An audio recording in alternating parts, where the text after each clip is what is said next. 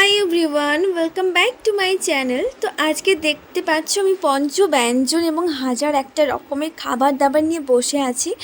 না না, তোমরা যেটা ভাবছো এটা সেটা নয়।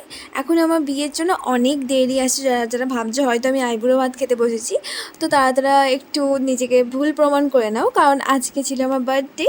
তো বার্থডে হিসেবে এই ব্লগটা করা হয়েছে। দেখতে পাচ্ছ অনেক রকম ভাজাভুজি, মাছ, ডাল, তরকারি, এদিকে বিরিয়ানিও হয়েছে, চাটনি, মিষ্টি এবং আরও অনেক রকম স্ন্যাক্স রাখা হয়েছে। তো এই সমস্ত কিছু রান্না করেছিল আমার মা আর আমার দিদুন।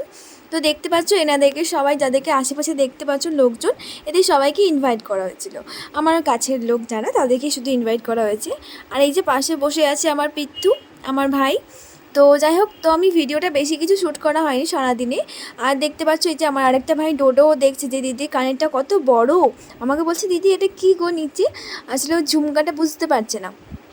তো আমার ভাইদের হাত থেকে কেকটা বাঁচানোর জন্য যে আমাকে কোথায় কোথায় লুকিয়ে রাখতে হয়, তোমরা জাস্ট ইম্যাজিনও করতে পারবে না। তো যাই হোক, আমার কেকটা আমি যেটা বানিয়েছিলাম তোমাদেরকে আমি আগেই শেয়ার করেছিলাম যে আমার বার্থডে কেকটা কীরকম বানিয়েছি। দেখতে পাচ্ছ কতটা সুন্দর হয়েছে। আর আমি কিন্তু আমার কেকটা খুব লেস ক্রিম দিয়ে বানিয়েছি, কারণ আমার বাড়িতে ক্রিম খেতে কেউ পছন্দ করে না, কেউ না। তো খুব লেস ক্রিম দিয়ে বানিয়েছি, তার জন্য হয়তো এদিক ওদিক থেকে একটু ক্রিম কেক দেখাও যেতে পারে, বাট ডোন্ট মাইন্ড।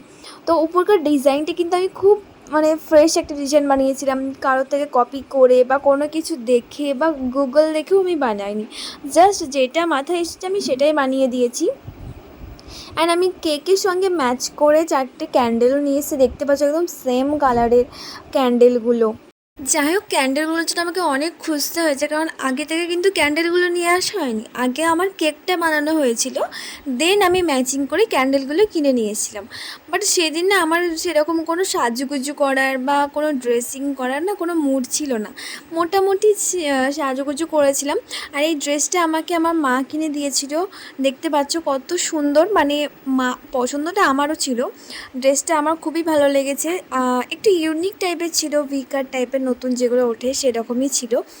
আর এই যে কেকটা দেখতে পাচ্ছ, আমার ভাইরা তো কেকটা কাটার জন্য একদম পাগল হয়ে যাচ্ছে যে দিদি আমি কাটবো আমি কাটবো। তো ওদেরকে যাই হোক করে আটকে আমি কেকটার জন্য একটু ছবি তুলছিলাম। অ্যান্ড দেন চলো এবার কেকটাকে কাটা যায়, কারণ তার আগে আমার ভাইরা, এটা দেখতে পাচ্ছ, এটা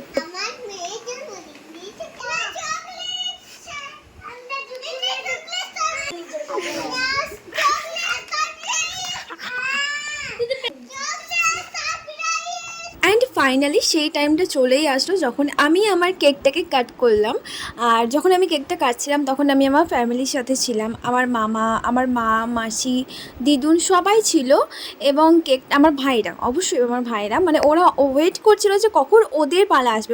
আমার জন্মদিন যে আমি কেক কাটবো তার কিন্তু কোনো মানে নেই। তো যাই হোক, তারপরে কাটা হয়ে গেল। অ্যান্ড দেখতে পাচ্ছ এই যে একটা গিফট, সেটা খুব সুন্দর লাগছে। ফ্যামিলিতে সবাই দেখছিল যে গিফটটা কত সুন্দর হয়েছে।